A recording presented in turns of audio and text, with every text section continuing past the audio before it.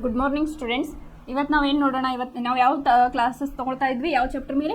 ಆಮ್ಲ, ಪ್ರತ್ಯಾಮ್ಲ ಮತ್ತು ಲವಣಗಳ ಮೇಲೆ ತೊಗೊಳ್ತಾ ಇದ್ವಲ್ಲ. ಇವತ್ತೇನು ಮಾಡೋಣ ಅಂತಂದ್ರೆ ಆಮ್ಲ ಅಥವಾ ಪ್ರತ್ಯಾಮ್ಲದ ದ್ರಾವಣಗಳು ಎಷ್ಟು ಪ್ರಬಲವಾಗಿವೆ ಅಂತ ಹೇಳಿ ಇವತ್ತಿನ ಕ್ಲಾಸ್ ಒಳಗೆ ತಿಳ್ಕೊಳ್ಳೋಣ. ಇಲ್ಲಿ ನೋಡ್ರಿ, ಆಮ್ಲ ಮತ್ತು ಪ್ರತ್ಯಾಮ್ಲಗಳ ನಡುವಿನ ವ್ಯತ್ಯಾಸ ಗುರುತಿಸಲು ಆಮ್ಲ ಪ್ರತ್ಯಾಮ್ಲ ಸೂಚಕಗಳನ್ನು ಹೇಗೆ ಬಳಸಬಹುದೆಂದು ಈಗಾಗಲೇ ನಾವು ತಿಳ್ಕೊಂಡಿದ್ದೆವು ನಿನ್ನೆ ಮತ್ತೆ ಮೊನ್ನೆ ಕ್ಲಾಸ್ ಒಳಗೆ. ಸಾರರಿಕ್ತಗೊಳಿಸಿದಾಗ ದ್ರಾವಣದಲ್ಲಿ H+ ಅಥವಾ OH- ಅಯಾನುಗಳ ಪ್ರಮಾಣ ಕಡಿಮೆಯಾಗುವುದನ್ನು ನಾವು ಹಿಂದಿನ ತರಗತಿಯಲ್ಲಿ ಕಲಿತಿದ್ದೇವೆ. ದ್ರಾವಣದಲ್ಲಿರುವ ಈ ಅಯಾನುಗಳನ್ನು ನಾವು ಪರಿಮಾಣಾತ್ಮಕವಾಗಿ ಕಂಡುಹಿಡಿಯಬಹುದೇ?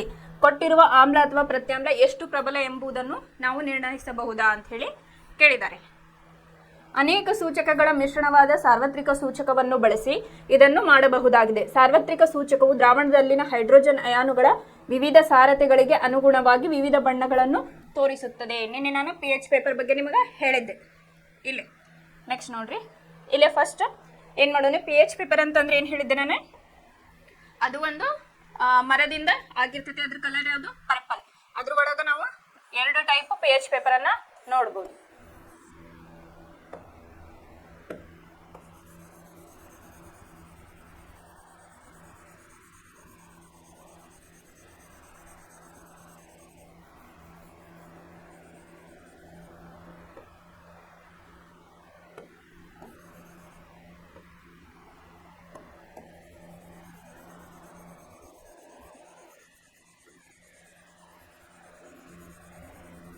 ಎರಡು ರೀತಿಯ pH ಪೇಪರ್ ಅಂತ ಹೇಳಿ ಹೇಳ್ಬೋದು.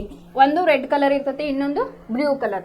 ಈ ಬ್ಲೂ ಕಲರ್ ಅನ್ನ ನಾವು ಆಸಿಡ್ ಒಳಗೆ ಎದ್ದಾಗ ಅದು ರೆಡ್ ಆಗಿ ಕನ್ವರ್ಟ್ ಆಗ್ತೈತಿ. ಇದನ್ನ ನಾವು ಅಲ್ಕಲೈನ್ ವಸ್ತುದೊಳಗೆ ಅಥವಾ ಅಲ್ಕಲೈನ್ ದ್ರಾವಣದೊಳಗೆ ಎದ್ದಾಗ ಇದು ಬ್ಲೂ ಕಲರ್ ಆಗಿ ಟರ್ನ್ ಆಗ್ತೈತಿ ಅಂತ ಹೇಳಿ ನಿನ್ನೆ ನಾನು ಹೇಳಿದ್ದೆ. ಇನ್ನೂ ಒಂಥರ pH ಪೇಪರ್ ಬರ್ತೈತಿ, ನಿನ್ನೆ ನಾನು ತೋರಿಸಿದ್ದೆ. ಅದು ಹೆಂಗಪ್ಪ ಅಂತಂದ್ರೆ, ನೀವು ಅದು ಆಸಿಡ್ ಅಥವಾ ಬೇಸ್ ಒಳಗೆ ಅಥವಾ ನ್ಯೂಟ್ರಲ್ ಸಬ್ಸ್ಟೆನ್ಸ್ ಒಳಗೆ ಇಟ್ಟಾಗ ಅದೇನಾಗ್ತೈತಿ, ಕಲರ್ ಚೇಂಜ್ ಆಗ್ತಾ ಹೋಗ್ತೈತಿ. ಇಲ್ಲಿ ದ್ರಾವಣದಲ್ಲಿನ ಹೈಡ್ರೋಜನ್ ಅಯಾನುಗಳ ಸಾರತೆಯನ್ನು ಅಳೆಯಲು pH ಮಾನ ಎಂಬ ಅಳತೆಯನ್ನು ಅಭಿವೃದ್ಧಿಪಡಿಸಲಾಗಿದೆ. pH ಅಂದ್ರೆ ಏನಪ್ಪಾ ಅಂತಂದ್ರೆ ಪೊಟೆನ್ಷಿಯಲ್ ಆಫ್ ಹೈಡ್ರೋಜನ್ ಅಂತ ಹೇಳಿ ಕರೀತಾರೆ ಇಂಗ್ಲಿಷ್ ಒಳಗೆ. ಪೊಟೆನ್ಷಿಯಲ್ ಆಫ್ ಹೈಡ್ರೋಜನ್ ಅಥವಾ ಇದು ಹೈಡ್ರೋಜನ್ ಕಾನ್ಸಂಟ್ರೇಷನ್ ನ ಅಳೆಯುವ ಒಂದು ಮಾಪನ ಅಂತಲೂ ಹೇಳ್ಬೋದು. ಕಾನ್ಸಂಟ್ರೇಷನ್ ಆಫ್ ಹೈಡ್ರೋಜನ್ ಅಯಾನ್ ಅಂತ ಹೇಳಿ ಹೇಳ್ಬೋದು. pH ನಲ್ಲಿರುವ P ಜರ್ಮನ್ ಭಾಷೆಯ ಪೊಟೆನ್ಸ್ ಎಂಬ ಪದವಾಗಿದ್ದು ಸಾಮರ್ಥ್ಯ ಎಂಬ ಅರ್ಥವನ್ನು ಹೊಂದಿದೆ. ಏನು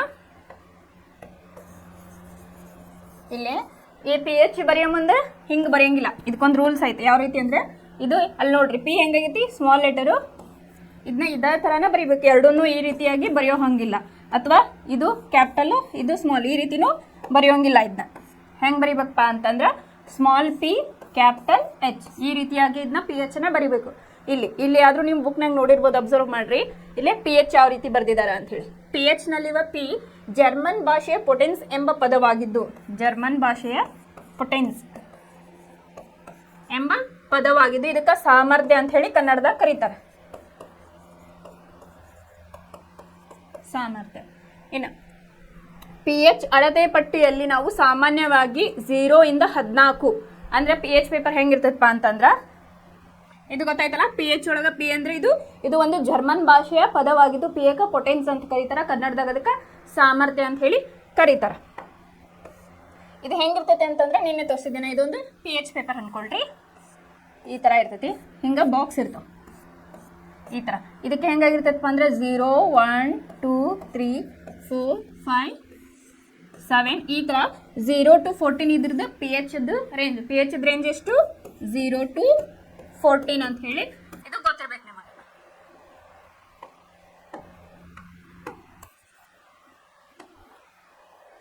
pH ರೇಂಜ್ ಎಷ್ಟಪ್ಪ ಅಂತಂದ್ರೆ ಇದು 0 to 14 ಅಂತ ಹೇಳಿ ಕರೀತಾರೆ. ಇದ್ರ ಒಳಗೆ 0 to 14 ಒಳಗೆ ಹೆಂಗಿರ್ತೈತಿ ಅಂತಂದ್ರೆ 6.5 to 8.5 ಇದಕ್ಕೆ ನ್ಯೂಟ್ರಲ್ ಅಂತ ಹೇಳಿ ಕರೀತಾರೆ. ಏನಂತಾರ? ನ್ಯೂಟ್ರಲ್. ಇದು ಲೆಸ್ ದೆನ್ 6.5 ಗಿಂತ ಕಮ್ಮಿ ಇದ್ದಾಗ ಅದನ್ನ ಆಸಿಡಿಕ್ ಅಂತ ಹೇಳಿ ಕರೀತಾರೆ. ಲೆಸ್ ದ್ಯಾನ್ 6.5 ಅಂದ್ರದು ಆಸಿಡಿಕ್ ಅಂತ ಹೇಳಿ ಕರೀತಾರೆ. ಆಮೇಲೆ ಗ್ರೇಟರ್ ದೆನ್ ಗ್ರೇಟರ್ ದೆನ್ 8.5 ಇತ್ತಂದ್ರೆ ಅದು ಪ್ರತ್ಯಾಮ್ಲ ಅಥವಾ ಅದಕ್ಕೆ ಏನಂತಾರ ಬೇಸಿಕ್ ಅಂತ ಹೇಳಿ ಕರೀತಾರೆ, ಅಥವಾ ನೀವು ಪ್ರತ್ಯಾಮ್ಲ ಅಂತ ಹೇಳಿ ಇಲ್ಲೇ ಕರಿಬಹುದು. ಇದರದ ರೇಂಜ್ 0 to 14 ಅಂತ ಹೇಳಿ ಗೊತ್ತಾಯ್ತು. pH ಅನ್ನು ಸರಳವಾಗಿ ದ್ರಾವಣದ ಆಮ್ಲೀಯ ಅಥವಾ ಪ್ರತ್ಯಾಮ್ಲೀಯ ಸ್ವಭಾವವನ್ನು ಸೂಚಿಸುವ ಸಂಖ್ಯೆಯಾಗಿ ಇಲ್ಲಿ ಭಾವಿಸಬಹುದು. ಹೈಡ್ರೋನಿಯಂ ಅಯಾನುಗಳ ಸಾರತೆ ಹೆಚ್ಚಿದ್ದಷ್ಟು pH ಮೌಲ್ಯ ಕಡಿಮೆ ಆಗುತ್ತದೆ. ಇಲ್ಲೇನಾಗುತ್ತಪ್ಪ, ಹೈಡ್ರೋನಿಯಂ ಅಯಾನುಗಳ ಸಾರತೆ ಹೆಚ್ಚಿದ್ದಷ್ಟು ಏನಾಗ್ತತಿ, pH ಮೌಲ್ಯ ಇಲ್ಲೇ ಕಡಿಮೆ ಆಗ್ತತಿ ಅಂತ ಹೇಳಿ ಹೇಳಿದ್ದಾರೆ. ಇಲ್ಲಿ ತಟಸ್ಥ ದ್ರಾವಣದ pH ಮೌಲ್ಯ 7 ಅಂತಂದ್ರೆ ಹೆಂಗ, ಇಲ್ಲೇ 6.5 to 8.5 ಅಂತಂದ್ರೆ ಇಲ್ಲೇ 7 ಬಂತಂದ್ರೆ ಇದಕ್ಕೆ ತಟಸ್ಥ ಅಂತ ಹೇಳಿ ಕರೀತಾರೆ. ಇದು ನಮ್ಮ ಕುಡಿಯೋ ನೀರಲ್ಲಿ ಇರ್ತಕ್ಕಂಥ ಒಂದು ರೇಂಜ್. ಇದಕ್ಕೆ ತಟಸ್ಥ ದ್ರಾವಣದ pH ಮೌಲ್ಯ 7 ಅಂತ ಹೇಳಿ ಹೇಳಿದೆ. pH ಅಳತೆಯಲ್ಲಿ 7ಕ್ಕಿಂತ ಕಡಿಮೆ ಬೆಲೆಯ ಆಮ್ಲೀಯ ದ್ರಾವಣವನ್ನು ಪ್ರತಿನಿಧಿಸುತ್ತದೆ. ನಾ ಈಗಾಗಲೇ ಹೇಳಿದ್ನಲ್ಲ, 6.5ಕ್ಕಿಂತ ಕಡಿಮೆ ಇತ್ತು ಅಥವಾ 7ಕ್ಕಿಂತ ಕಡಿಮೆ ಅಂತ ಹೇಳಿ ಇಲ್ಲಿ ಹೇಳಿದ್ದಾರೆ. ಯೂಸ್ವಲಿ ಅದು ಹೆಂಗಪ್ಪ ಅಂತಂದ್ರೆ 6.5ಕ್ಕಿಂತ ಕಡಿಮೆ ಇದ್ದಾಗ ಏನಂತ ಹೇಳ್ಕೊತೀವಿ ನಾವು ಅಂದ್ರೆ ಆಸಿಡಿಕ್ ಅಂತ ಹೇಳಿ ಕರಿತೀವಿ. ಇನ್ನು pH ಮೌಲ್ಯ 7ರಿಂದ 14 ಹೆಚ್ಚಾದಂತೆ ಅಂತ ಹೇಳಿದ್ದಾರೆ. ಇದು ಹೆಂಗಪ್ಪ ಅಂತಂದ್ರೆ 7ಕ್ಕಿಂತ ಹೆಚ್ಚಿಗೆ ಬಂತಂದ್ರೆ ಅದೇನು, ಅದು ಪ್ರತ್ಯಾಮ್ಲೀಯ. ಇಲ್ಲಿ ನೋಡ್ರಿ ನಿಮ್ಮ ಬುಕ್ ಪ್ರಕಾರ ಹೆಂಗಪ್ಪ ಅಂತಂದ್ರೆ ತಟಸ್ಥ ದ್ರಾವಣದ pH 7 ಇರಬೇಕು. ತಟಸ್ಥ ದ್ರಾವಣ 7 pH ಇರಬೇಕು. ಆಮೇಲೆ ಆಮ್ಲೀಯದ್ದು ಎಷ್ಟು ಇರಬೇಕಪ್ಪ, ಅದು 7ಕ್ಕಿಂತ ಕಡಿಮೆ ಇತ್ತಂದ್ರೆ ಅಂದರೆ 6 ಅಂತ ತಗೊಳ್ರಿ, ಅಥವಾ 7ಕ್ಕಿಂತ ಕಡಿಮೆ ಅಂತ ಹೇಳಿ ಇಲ್ಲ ಹೇಳಿದೆ. ಇನ್ನು ಪ್ರತ್ಯಾಮ್ಲ ಇದು 8.5 ಈ ಥರ ನೆನ್ಪಿಟ್ಕೊಳ್ರಿ. 7 ಬಂದ್ರೆ ಅದು ತಟಸ್ಥ, ಆಮೇಲೆ ಆಮ್ಲೀಯ ಅಂದ್ರೆ 7ಕ್ಕಿಂತ ಕಡಿಮೆ 6 ಅಂತ ನೆನ್ಪಿಟ್ಕೊಳ್ರಿ. ಪ್ರತ್ಯಾಮ್ಲ ಅಂದ್ರೆ 7ಕ್ಕಿಂತ ಹೆಚ್ಚಿಗೆ 8.5 ಅಥವಾ 9 ಅಂತ ಹೇಳಿ ನೀವು ಅದಕ್ಕಿಂತ ಹೆಚ್ಚಿಗೆ ಸಂಖ್ಯೆಯನ್ನು ಇಲ್ಲೇ ಬರೀಬಹುದು. ಇಲ್ಲ, ಇದು ದ್ರಾವಣದಲ್ಲಿನ OH- ಅಯಾನುಗಳ ಸಾರತೆ ಹೆಚ್ಚುವುದನ್ನು ಸೂಚಿಸುತ್ತದೆ ಅಂತ ಹೇಳಿ. ಇಲ್ಲಿ ಏನಾಗ್ತೈತಿ, OH- ಅಯಾನು ಬೇಸಿಕ್ ಒಳಗೆ ಪ್ರತ್ಯಾಮ್ಲೀಯ ಒಳಗೆ ಜಾಸ್ತಿ ಇತ್ತಂದ್ರೆ ಅದು ಕಾನ್ಸಂಟ್ರೇಷನ್ ಅಥವಾ OH- ಅಯಾನು ಸಾಂದ್ರತೆ ಹೆಚ್ಚಿಗೆ ಆಗ್ತದೆ ಅಂತ ಹೇಳಿದ್ನಲ್ಲ, ಅದನ್ನ ಇಲ್ಲೇ ಸೂಚಿಸ್ತತಿ ಅಂತ ಹೇಳಿ. ಅಂದರೆ ಕ್ಷಾರದ ಶಕ್ತಿ ಹೆಚ್ಚುತ್ತದೆ. ಸಾಮಾನ್ಯವಾಗಿ ಸಾರ್ವತ್ರಿಕ ಸೂಚಕದಿಂದ ಮಾಡಲ್ಪಟ್ಟ ಕಾಗದವನ್ನು pH ಅಳೆಯಲು ಬಳಸುತ್ತಾರೆ. ಸಾಮಾನ್ಯವಾಗಿ ಸಾರ್ವತ್ರಿಕ ಸೂಚಕದಿಂದ, ನಾನು ನಿನ್ನೆ ಒಂದು ತೋರಿಸಿದ್ನಲ್ಲ ಅದು ಪೇಪರ್. ಇಲ್ಲ ನೋಡ್ರಿ, ನೆಕ್ಸ್ಟ್ ಏನು ಕೊಟ್ಟಿದ್ದಾರೆ, ಒಂದು pH ಪೇಪರ್ ಕೊಟ್ಟಾರೆ. ಕೊಟ್ಟು ಏನು ಮಾಡಿದಾರಪ್ಪ ಅಂತಂದ್ರೆ ಇಲ್ಲಿ ಅಬ್ಸರ್ವ್ ಮಾಡ್ರಿ, ಇಲ್ಲೇ H+ ಅಯಾನುಗಳ ಸಾರತೆ ಹೆಚ್ಚಿದ್ದಾಗ, H+ ಅಂತಂದ್ರೆ ಇದು ಆಸಿಡ್, ಇದೇನಪ್ಪ ಅಂತಂದ್ರೆ ಆಸಿಡ್. ಇದು ಆಸಿಡ್ ಇದ್ದಾಗ ಇಲ್ಲಿ ಏನಾಗೈತೆ ನೋಡ್ರಿ, ಕಾನ್ಸಂಟ್ರೇಷನ್ H+ ಅಯಾನದ ಇಲ್ಲೇ ಜಾಸ್ತಿ ಐತೆ. ಇಲ್ಲಿ ನೋಡ್ರಿ ಪ್ರತ್ಯಾಮ್ಲೀಯ ಸ್ವಭಾವ ಹೆಚ್ಚುತ್ತಿರುವುದು ಇದೆ. OH- ಅಯಾನು ಇಲ್ಲಿ ನೋಡ್ರಿ H+ ಅಯಾನನ್ನ ಜಾಸ್ತಿ ಮಾರ್ಕ್ ಮಾಡಿ ತೋರಿಸಿದಾರೆ. ಇಲ್ಲೇ OH- ಅಯಾನೇನೆ ಇಲ್ಲಿ ಕಾನ್ಸಂಟ್ರೇಷನ್ ಪ್ರತ್ಯಾಮ್ಲೀಯ ಒಳಗಿಲ್ಲ ಜಾಸ್ತಿ ಆಗೈತಿ ಅಂತ ಹೇಳಿ. H+ ಮತ್ತು OH- ಅಯಾನುಗಳ ಸಾರತೆ ಬದಲಾದಂತೆ pH ಮೌಲ್ಯ ಬದಲಾಗುತ್ತಿರುತ್ತದೆ. ಅದರ ಮೌಲ್ಯಗಳು ಹೆಂಗೆ ಚೇಂಜ್ ಆಗ್ತಾವಲ್ಲ, ಅದರದ ಅಯಾನುಗಳ ಸಾರತೆ ಹಂಗ pH ಕೂಡ ಇಲ್ಲೇ ಚೇಂಜ್ ಆಗ್ತತಿ ಅಂತ ಹೇಳಿ ಹೇಳಿದ್ದಾರೆ. ಇಲ್ಲೊಂದು ನಿಮಗೆ ಆಕ್ಟಿವಿಟಿ ಕೊಟ್ಟಿದ್ದಾರೆ. ಹೆಂಗಪ್ಪ ಅಂತಂದ್ರೆ ಲಾಲಾರಸ ಅಂದ್ರೆ ಏನು ಹೇಳಿದ್ನಲ್ಲ, ಲಾಲಾರಸದ ಬಗ್ಗೆ, ಇದು ನಮ್ಮ ನಾಲ್ಗೆ ಒಳಗೆ ಇರ್ತೈತಿ. ಇದು ಸಲೈವಾ ಗ್ಲ್ಯಾಂಡ್ಸ್ ಅಂತಲೂ ಕರೀತಾರಲ್ಲಿ, ಸಲೈವಾ ಗ್ಲ್ಯಾಂಡ್ಸ್. ಇದು ಲಾಲಾರಸನ ಊಟದ ಮೊದಲು pH ಕಾಗದದ ಬಣ್ಣ ಹೆಂಗಿತ್ತು ಅಂತ ಹೇಳಿ ಸರಿಸುಮಾರು pH ಮೌಲ್ಯ ವಸ್ತುವಿನ ಸ್ವಭಾವ ಅಂತ ಹೇಳಿ ಕೇಳಿದೆ. ಇನ್ನು ನೆಕ್ಸ್ಟ್ ಲಾಲಾರಸ ಊಟದ ನಂತರ, ಊಟ ಮಾಡಿದಾದ್ಮೇಲೆ ಯಾವ ರೀತಿ ಐತಿ ಅಂತ ಹೇಳಿ ಅದರ ಬಣ್ಣ ಬರಿಬೇಕು, ಸರಿಸುಮಾರು ಅದರ pH ಮೌಲ್ಯ ಎಷ್ಟೈತೆ ಅಂತ ಬರಿಬೇಕು, ಆಮೇಲೆ ವಸ್ತುವಿನ ಸ್ವಭಾವ ಯಾವ್ದೈತೆ ಅಂತ ಹೇಳಿ ಬರಿಬೇಕು. ಅದೇ ರೀತಿ ಲಿಂಬೆ ರಸ, ಕಾರ್ಬನೀಕರಿಸಿದ ಬಣ್ಣರಹಿತ ಪಾನೀಯ, ಕ್ಯಾರೆಟ್ ರಸ, ಕಾಫಿ, ಟೊಮೆಟೊ ರಸ, ನಲ್ಲಿ ನೀರು, 1M NaOH, 1M HCl ಅಂತ ಹೇಳಿ ಒಂದಿಷ್ಟು ನಿಮ್ಗೆ ದಂಡಮಾನಗಳನ್ನ ಇಲ್ಲೇ ಕೊಟ್ಟಿದ್ದಾರೆ. ಇಲ್ಲಿ ನೀವೇನು ಮಾಡ್ಬೇಕು ಅಂತಂದ್ರೆ, ಇಲ್ಲಿ ನೋಡ್ರಿ ನಿಮಗೆ ಮನೆಯಲ್ಲೇ ಸಿಗ್ತಕ್ಕಂಥ ಒಂದಿಷ್ಟು ವಸ್ತುಗಳನ್ನ ಇಲ್ಲೇ ಹೇಳಿದರು. ಕ್ಯಾರೆಟ್ ರಸವನ್ನ ಹೇಳಿದೆ, ಕಾಫಿ ಹೇಳ್ಯಾರ, ಟೊಮೆಟೊ ರಸ ಹೇಳ್ಯಾರ, ಆಮೇಲೆ ನೀರು, ನಾವು ಬಳಸ್ತಕ್ಕಂಥ ನೀರೊಳಗೆ pH ಎಷ್ಟು ಇರ್ತೈತಿ ಅಂತ ಹೇಳಿ ಕೇಳಿದ್ದಾರೆ. ಇಲ್ಲೇ ನೋಡ್ರಿ ಒಂದು ನಿಮಗೆ ಪಟ್ಟಿ ಕೊಟ್ಟಿದ್ದಾರೆ. ಇಲ್ಲಿ ನೋಡ್ರಿ ಕಲರ್ ಹೆಂಗ ವೇರಿ ಕೊಟ್ಟಿದ್ದಾರೆ ಅವ್ರಿ. ಇಲ್ಲೇ ಅಲ್ಕಲೈನ್ ಹೆಚ್ಚಿಗೆ ಅಲ್ಕಲೈನ್ ಪ್ರತ್ಯಾಮ್ಲೀಯ ಅದಂಗೇನು ಬ್ಲೂ ಆಗೈತಿ. ಇಲ್ಲಿ ನೋಡ್ರಿ 6ಕ್ಕಿಂತ ಹೆಂಗ ಕಮ್ಮಿ ಬರ್ತೈತಲ್ಲ, ಇದು ರೆಡ್ ರೆಡ್ ರೆಡ್ ರೆಡ್ ಆಗೈತಿ ಇಲ್ಲಿ. ಹೌದಾ, ನಾನು ನಿನ್ನೆ ಒಂದು ನಿಮಗೆ pH ಪೇಪರನ್ನು ತೋರಿಸಿದ್ದೆ, ಇದೇ ರೀತಿ ಇತ್ತಲ್ಲ ಅದು.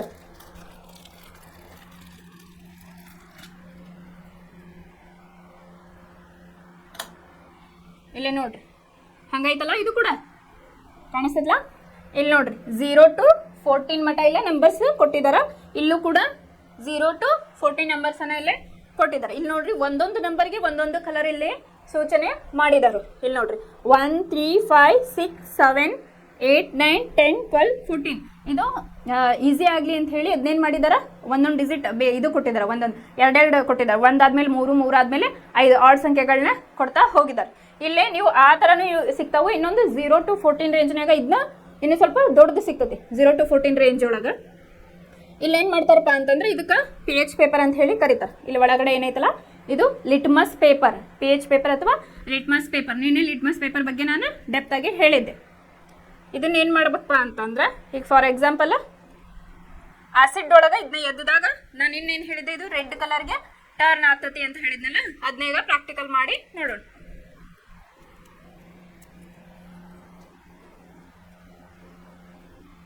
ಈಗ ನಾನು ಏನು ಮಾಡ್ತೀನಿ, ನಿಂಬೆಹಣ್ಣಿನ ರಸವನ್ನು ತಗೋತೀನಿ. ಇದ್ರೊಳಗೆ ಏನಿರ್ತೈತಿ ಸಿಟ್ರಿಕ್ ಆಸಿಡ್ ಇರ್ತೈತಲ್ಲ, ಅಂದರೆ ಇದು ಆಸಿಡ್ ಆಮ್ಲೀಯತೆಯನ್ನು ಹೊಂದಿರ್ತೈತಿ. ಈ ಟೈಪ್ ಇದ್ದಾಗ ಅದು ಲಿಟ್ಮಸ್ ಪೇಪರ್ ಯಾವ ರೀತಿಯಾಗಿ ನಿನ್ನೆ ನಾವು ಹೇಳಿದ್ವಿ ರೆಡ್ ಕಲರ್ ಚೇಂಜ್ ಆಗ್ತತಿ ಅಂತ ಹೇಳಿ, ಈಗ ಯಾವ ರೀತಿಯಾಗಿ ಚೇಂಜ್ ಆಗ್ತತಿ ಅಂತ ಹೇಳಿ ನೋಡು. ಜಸ್ಟ್ ನೀವು ಒಂದು ಡ್ರಾಪ್ ಹಾಕೊಂಡ್ರೆ ಸಾಕು. ಇದನ್ನ PH ಪೇಪರ್ ಇದ್ರೊಳಗೆ ಅದ್ದಬೇಕು. ಇಲ್ಲೇ ನೋಡ್ರಿ ಕಾಣಿಸ್ತದಲ್ಲ, ಇದು ರೆಡ್ ಕಲರ್ ಆಗಿ, ಇದು ಬೇಸಿಕಲಿ ಯಾವ ಕಲರ್ ಐತಿ ಹಿಂದೆ ಕಾಣಿಸ್ತದ ನೋಡ್ರಿ ನಿಮಗೆ, ಈ ಕಲರ್ ಐತಿ. ಅದಾಗ ಏನಾಯ್ತು, ಇದು ರೆಡ್ ಕಲರ್ಗೆ ಟರ್ನ್ ಆಯ್ತು. ಇದೇನಾಯ್ತು, ನಾವು ಇಲ್ಲಿ ಯೂಸ್ ಮಾಡೇವಲ್ಲ, ಇದು ಏನಾಯ್ತು, ಇದು ಆಮ್ಲೀಯವಾಗೈತಿ ಅಥವಾ ಅಸಿಡಿಕ್ ಐತಿ ಅಂತ ಹೇಳಿ ಇದನ್ನ ಹೇಳ್ಬೋದು. ಇದನ್ನ ಏನು ಮಾಡ್ಬೇಕಪ್ಪ ಅಂತಂದ್ರೆ ಈಗ ನಾವು ಇದರ ಜೊತೆಗೆ ಮ್ಯಾಚ್ ಮಾಡ್ಬೇಕು. ಈ ಥರ ಇದ್ರ ಜೊತೆಗಾರ ಮ್ಯಾಚ್ ಮಾಡ್ರಿ, ಇಲ್ಲ ಇದ್ರ ಜೊತೆಗಾರ ಮಾಡಿದ್ರಿ ಅಂದ್ರೆ ಇಲ್ಲಿ ನೋಡಿ 0 to ಇಲ್ಲೇ 1 ಅಥವಾ 0ಕ್ಕೆ ಇದು ಮ್ಯಾಚ್ ಆಗ್ತೈತಿ. ಹೌದಾ, PH ಪೇಪರ್ ನೋಡ್ರಿ ಇದು 0 ಅಂದ್ರೆ 6ಕ್ಕಿಂತ ಕೆಳಗಿತ್ತಪ್ಪ ಅಂತಂದ್ರೆ ಇದಕ್ಕೆ ಏನಂತೇವೆ ನಾವು ಅಸಿಡಿಕ್ ಅಂತ ಹೇಳಿ ಕರಿತೇವೆ ಅಂತ ಹೇಳಿದ್ರ ಮೇಲೆ ಗೊತ್ತಾಯ್ತು. ಇದು ರೆಡ್ ಕಲರ್ ಆಯ್ತು. ಇನ್ನೇನು ಮಾಡೋಣ ಅಂತಂದ್ರೆ ಇದು ಅಸಿಡಿಕ್ಗೆ ಎಕ್ಸಾಂಪಲ್ ಆಯ್ತು. ಇದು PH ಪೇಪರ್ ಟರ್ನ್ ಆಯ್ತು. ಹಿಂದೆ ನೋಡ್ರಿ ಯಾವ ಕಲರ್ ಐತಿ, ಇದು ಆಸಿಡ್ನಾಗ ಇಟ್ಟಾಗಿದ್ದು ಏನಾಯ್ತು ರೆಡ್ ಕಲರ್ಗೆ ಟರ್ನ್ ಆಯ್ತು. ಇನ್ನು ನೆಕ್ಸ್ಟ್ ಬೇಸಿಗೆ ಏನು ತಗೊಳ್ಳೋಣಪ್ಪ ಅಂತಂದ್ರೆ ನಾವು ಸುಣ್ಣವನ್ನ ತೆಗೆದುಕೊಳ್ಳೋಣ. ಬೇಸಿದಾಗ ಏನಾಗ್ತದೆ, ಅದು ಬ್ಲೂ ಕಲರ್ಗೆ ಟರ್ನ್ ಆಗ್ತದೆ ಅಂತ ಹೇಳಿ ನಿನ್ನೆ ಕಲ್ತಿದ್ವಲ್ಲ, ಈಗ ಅದು ಟ್ರೈ ಮಾಡು.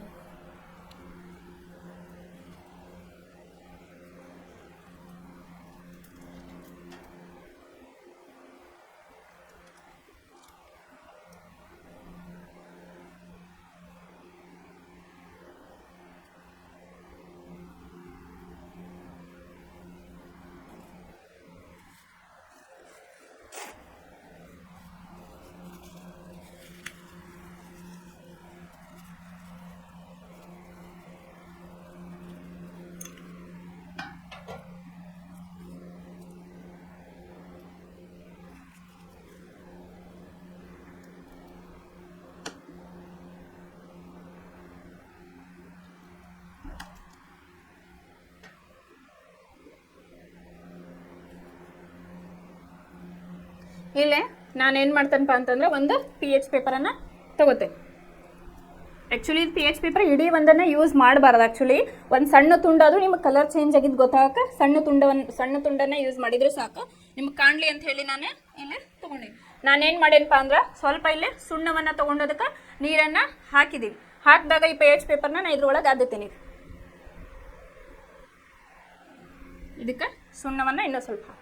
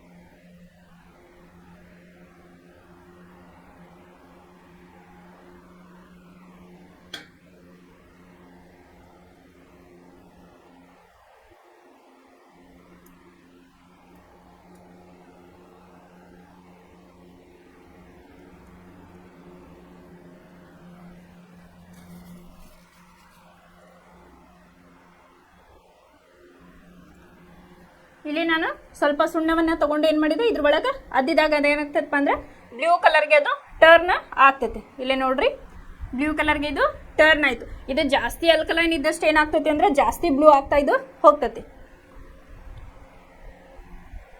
ಇಲ್ಲೇ ನೋಡ್ರಿ ಬ್ಲೂ ಕಲರ್ ಆಗಿದ್ದು ಚೇಂಜ್ ಆಯ್ತು. ಇದಿಷ್ಟು ತಗೋಬೇಕಂತ ಏನಿಲ್ಲ, ಜಸ್ಟ್ ನೀವು ಒಂದು ಸಣ್ಣ ತುಂಡನ್ನು ತಗೊಂಡ್ರೆ ಸಾಕು. ಈ ಥರ ಅದು ಕಲರ್ ಚೇಂಜು ತೋರಿಸ್ತತಿ. ಯಾವುದೇ ಒಂದು ಪ್ರತಿಯೊಂದು ವಸ್ತು ನಾವೇನು ತೊಗೊಂಡಿರ್ತೀವಲ್ಲ ಅದು ಅಸಿಡಿಕ್ ಆಯಿತು, ಬೇಸಿಕ್ ಆಯಿತು, ಅಥವಾ ಅದು ನ್ಯೂಟ್ರಲ್ ತಟಸ್ಥ ಆಯ್ತು ಅಂತ ಹೇಳಿ ಗೊತ್ತಾಗೋದು ಈ pH ಪೇಪರ್ ಮೇಲೆ ಗೊತ್ತಾಗ್ತದೆ. ನಾವೇನು ಮಾಡ್ಬೇಕಪ್ಪ ಅಂತಂದ್ರೆ ಇದು ಇಲ್ಲಿ ನೋಡ್ರಿ ಇದು 9 ಇಲ್ಲೇ 10ಕ್ಕೆ ಇದು ಮ್ಯಾಚ್ ಆಗ್ತದೆ.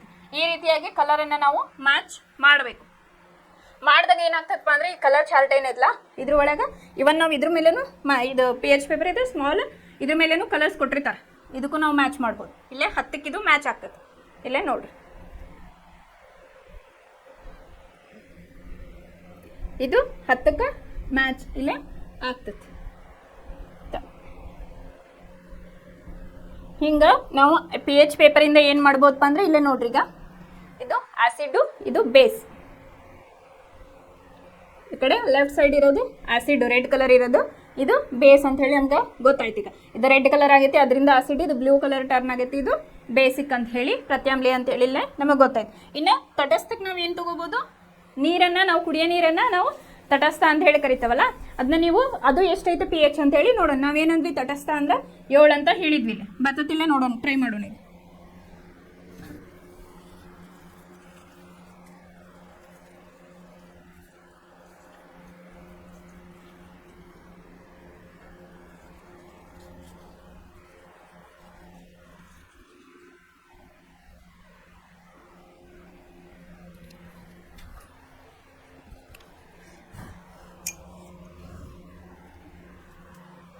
ಇಲ್ಲೇ ಸ್ವಲ್ಪ ನಾವು ಕುಡಿಯೋ ನೀರನ್ನು ಹಾಕೊಳ್ಳೋಣ. ಹಾಕೊಂಡು ಏನು ಮಾಡೋಣ ಅಂತಂದ್ರೆ ಆ pH ಪೇಪರ್ ಇತ್ತಲ್ಲ ಅದ್ರೊಳಗೆ ಒಂದು ತುಂಡನ್ನು ತೊಗೊಂಡು ಇದ್ರೊಳಗೆ ಅದ್ದಿ ನೋಡಿ.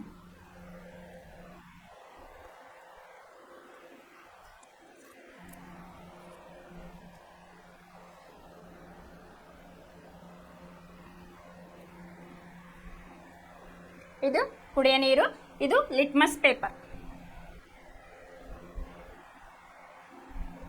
ಇಲ್ಲೇ ನೋಡ್ರಿ ಕಲರ್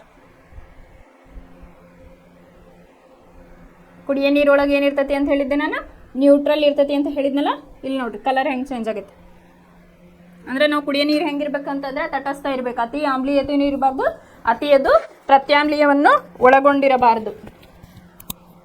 ಇಲ್ಲೇ 7ಕ್ಕೆ ಇದು ಇಲ್ಲೇ ಮ್ಯಾಚ್ ಆಗ್ತತಿ ಅಂತ ಹೇಳಿ ಗೊತ್ತಾಯ್ತು ನಮ್ಗೆ. ಇಲ್ಲೇನಾಯ್ತಪ್ಪ ಅಂತಂದ್ರೆ ಆಸಿಡಿಕ್ಕು ನೋಡಿದ್ವಿ, ಬೇಸು ನೋಡಿದ್ವಿ ನಾವು, ಮತ್ತು ಆಲ್ಕಲೈನ್ ಬಗ್ಗೆನೂ ಇದು ಪ್ರತ್ಯಾಮ್ಲೀಯ ಮತ್ತು ಆಮ್ಲೀಯ ಮತ್ತು ತಟಸ್ಥ ಬಗ್ಗೆ ಇಲ್ಲೇ ತಿಳ್ಕೊಂಡ್ವಿ ನಾವು pH ಪೇಪರ್ ಮೂಲಕ.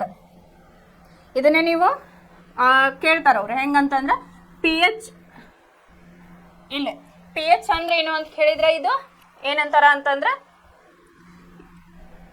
ಇಲ್ಲೇ ದ್ರಾವಣದಲ್ಲಿರುವ ಹೈಡ್ರೋಜನ್ ಅಯಾನುಗಳ ಸಾರತೆಯನ್ನು ಅಳೆಯಲು pH ಎಂಬ ಅಳತೆಯನ್ನು ಅಭಿವೃದ್ಧಿಪಡಿಸಲಾಗಿದೆ ಅಂತ ಹೇಳಿ ಬರೀರಿ.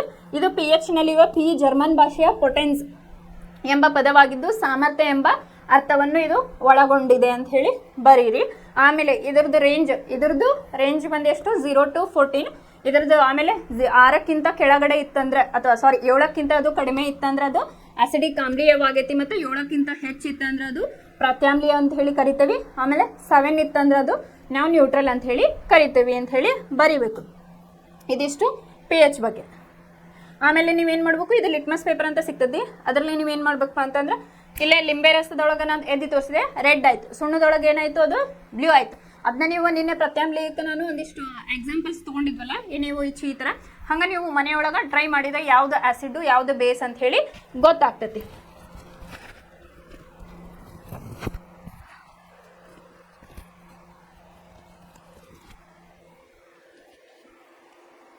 ಇಲ್ಲಿ ಇನ್ನೊಂದು ಕೊಟ್ಟಾರೆ.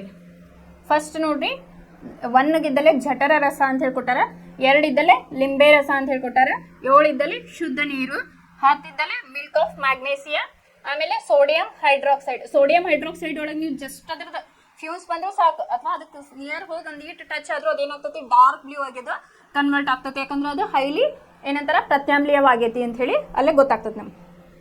ಇನ್ನು ಆಮ್ಲ ಮತ್ತು ಪ್ರತ್ಯಾಮ್ಲಗಳ ಶಕ್ತಿ ಕ್ರಮವಾಗಿ ಅವು ಉತ್ಪತ್ತಿ ಮಾಡುವ H+ ಮತ್ತು OH- ಅಯಾನುಗಳ ಸಂಖ್ಯೆಯನ್ನು ಅವಲಂಬಿಸಿದೆ. ಅದ್ರೊಳಗೆ H+ ಅಯಾನು ಎಷ್ಟು ಇರ್ತೈತಲ್ಲ ಅಷ್ಟು ರೆಡ್ ಕಲರ್ ಬರ್ತೈತಿ. OH- ಅಯಾನ್ ಕಾನ್ಸಂಟ್ರೇಷನ್ ಎಷ್ಟು ಜಾಸ್ತಿ ಇರ್ತೈತಲ್ಲ ಅಷ್ಟು ಬ್ಲೂ ಕಲರ್ ಅದು ಬರ್ತಾ ಹೋಗ್ತತಿ. ನಾವು ಒಂದೇ ಸಾರಥಿ ಅಂದರೆ ಅದು ಮೋಲಾರ್ ಹೈಡ್ರೋಕ್ಲೋರಿಕ್ ಆಮ್ಲ ಮತ್ತು ಅಸಿಟಿಕ್ ಆಮ್ಲ ತೆಗೆದುಕೊಂಡಿದ್ದೇವೆ ಎಂದುಕೊಂಡರೆ ಅವು ವಿಭಿನ್ನ ಪ್ರಮಾಣದಲ್ಲಿ ಹೈಡ್ರೋಜನ್ ಅಯಾನುಗಳನ್ನು ಉತ್ಪತ್ತಿ ಮಾಡುತ್ತವೆ ಅಂತ ಹೇಳಿ ನಿನ್ನೆ ಹೇಳಿದ್ದೆ ನಾನು. HCl, H2SO4 ಇವಕ್ಕೆ ಸ್ಟ್ರಾಂಗ್ ಆಸಿಡ್ ಅಂತ ಹೇಳಿ ನಾವು ಕರಿತೀವಿ. ಇವೆಲ್ಲ ಸ್ಟ್ರಾಂಗ್ ಆಸಿಡ್ಸ್.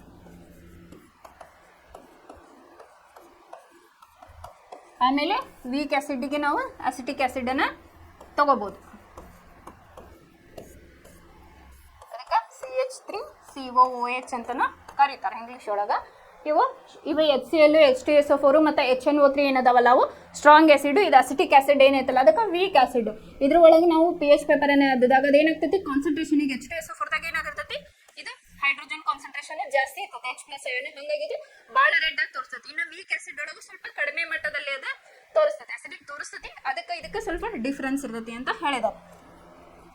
ನಾವು ವಿಭಿನ್ನ ಪ್ರಮಾಣದಲ್ಲಿ ಹೈಡ್ರೋಜನ್ ಅಯಾನುಗಳನ್ನು ಉತ್ಪತ್ತಿ ಮಾಡುತ್ತೇವೆ. ಇಲ್ಲಿ ನಾವು ಒಂದೇ ಸಾರಥಿ ಅಂದರೆ ಒಂದೇ ಮೋಲಾರ್ ಹೈಡ್ರೋಕ್ಲೋರಿಕ್ ಆಮ್ಲ ಮತ್ತು ಅಸಿಟಿಕ್ ಆಮ್ಲ ತೆಗೆದುಕೊಂಡಿದ್ದೇವೆ ಎಂದುಕೊಂಡರೆ, ಅಂದ್ರೆ ಹೈಡ್ರೋಕ್ಲೋರಿಕ್ ಆಮ್ಲ ಅಂತಂದ್ರೆ HCl ಮತ್ತು ಅಸಿಟಿಕ್ ಆಮ್ಲ ತೆಗೆದುಕೊಂಡಿದ್ದೇವೆ ಎಂದುಕೊಂಡರೆ ಅವು ವಿಭಿನ್ನ ಪ್ರಮಾಣದಲ್ಲಿ ಹೈಡ್ರೋಜನ್ ಅಯಾನುಗಳನ್ನು, ಬಿಕಾಸ್ ಆಫ್ ಇದು ಸ್ಟ್ರಾಂಗ್ ಆಸಿಡ್ ಇದು ವೀಕ್ ಆಸಿಡ್ ಅಂತ ಹೇಳಿ ಇಟ್ಕೋಬಹುದು ನಾವಿಲ್ಲಿ.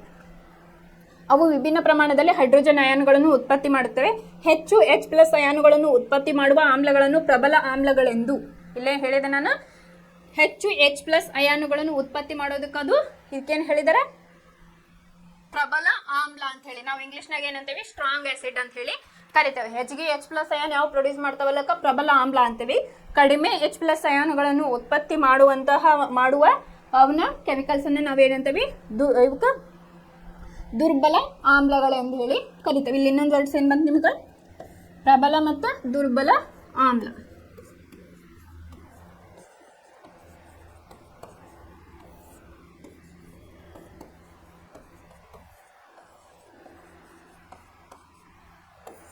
ಇಲ್ಲಿ H+ ಅಯಾನ್ ಕಾನ್ಸಂಟ್ರೇಷನ್ ಜಾಸ್ತಿ ಇರ್ತೈತಿ. ಇಲ್ಲ H+ ಅಯಾನ್ ಕಾನ್ಸಂಟ್ರೇಷನ್ ಇಲ್ಲಿ ಕನ್ಫ್ಯೂಸ್ ಆಗಬೇಡ್ರಿ. ಫಸ್ಟ್ ಆಸಿಡ್ ಅಂದ್ರೇನು ಬೇಸ್ ಅಂದ್ರೇನು ತಿಳ್ಕೊಳ್ರಿ. ಇಲ್ಲಿ ಆಸಿಡ್ ಅಂತಂದ್ರೇನು ಇದು ಹುಳಿ ರುಚಿಯನ್ನ ಹೊಂದಿರ್ತೈತಿ ಮತ್ತು H+ ಅಯಾನ ಸಾಂದ್ರತೆ ಜಾಸ್ತಿ ಇರ್ತೈತಿ. ಇನ್ನು ಪ್ರತ್ಯಾಮ್ಲ ಒಳಗೆ ಏನಿರ್ತೈತಿ OH- ಅಯಾನ ಸಾಂದ್ರತೆ ಹೆಚ್ಚಿಗೆ ಇರ್ತೈತಿ. ಆಮೇಲೆ ಇದು ಕಹಿ ಗುಣವನ್ನ ಹೊಂದಿರ್ತೈತಿ. ಇದು ಆಸಿಡ್ ಬೇಸ್. ಇನ್ನು ಆಸಿಡ್ ಒಳಗೆ ನಾವು ಎರಡು ರೀತಿಯಾಗಿ ಮಾಡ್ತೇವೆ ಆಮ್ಲೀಯ ಒಳಗೆ. ಯಾವ್ದ್ಯಾವ್ದು ಪ್ರಬಲ ಆಮ್ಲ ಮತ್ತು ದುರ್ಬಲ ಆಮ್ಲ ಅಂತ ಹೇಳಿ ಕರಿತೇವೆ. ಪ್ರಬಲ ಆಮ್ಲ ಅಂತಂದ್ರೆ ಏನಪ್ಪ H+ ಅಯಾನುಗಳನ್ನು ಉತ್ಪತ್ತಿ ಮಾಡುವ ಇವು ಜಾಸ್ತಿ ಹೆಚ್ಚು H+ ಅಯಾನುಗಳನ್ನು ಉತ್ಪತ್ತಿ ಮಾಡುವಂತಹ ರಾಸಾಯನಿಕಗಳನ್ನು ನಾವು ಪ್ರಬಲ ಆಮ್ಲ ಅಂತ ಹೇಳಿ ಕರಿತೀವಿ. ಕಡಿಮೆ H+ ಅಯಾನುಗಳನ್ನು ಉತ್ಪತ್ತಿ ಮಾಡುವಂತಕ್ಕೂ ನಾವು ಏನಂತೀವಿ ದುರ್ಬಲ ಆಮ್ಲ. ಎಕ್ಸಾಂಪಲ್ ಇದಕ್ಕೆ ಪ್ರಬಲ ಆಮ್ಲಕ್ಕೆ HCl ತಗೊಳ್ರಿ, H2SO4 HNO3 ಅಂತ ಹೇಳಿ ತಗೊಳ್ರಿ. ಇದಕ್ಕೆ ನೀವೇನು ಮಾಡ್ರಿ ಅಂತಂದ್ರೆ ಎಸಿಟಿಕ್ ಆಸಿಡ್ ಬಂದು ತಗೊಳ್ರಿ. ಸರಿ, ಒಂದೊಂದು ಎಕ್ಸಾಂಪಲ್ ಬರೋದ್ರು ಸಾಕು. ವೀಕ್ ಆಸಿಡ್ ದುರ್ಬಲ ಆಮ್ಲಕ ಅಸಿಟಿಕ್ ಆಸಿಡ್ CH3COH, ಕಾನ್ಸಂಟ್ರೇಟೆಡ್ ಇಲ್ಲ ಪ್ರಬಲ ಆಮ್ಲಕ HCl H2SO4 HNO3 ಅನ್ನ ನೀವು ಇಲ್ಲಿ ತಗೋಬಹುದು.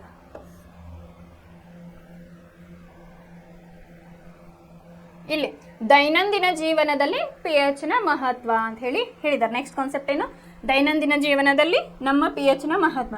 ನಮ್ಮ ದೇಹವು 7.0 ಇಂದ 7.8 pH ವ್ಯಾಪ್ತಿಯಲ್ಲಿ ಕಾರ್ಯನಿರ್ವಹಿಸುತ್ತದೆ. ಮನುಷ್ಯನ ದೇಹ ಯಾವ ಒಂದು pH ರೇಂಜ್ ವರ್ಕ್ ಮಾಡ್ತೈತಿ ಅಂತಂದ್ರೆ ಮನುಷ್ಯ 7.0 to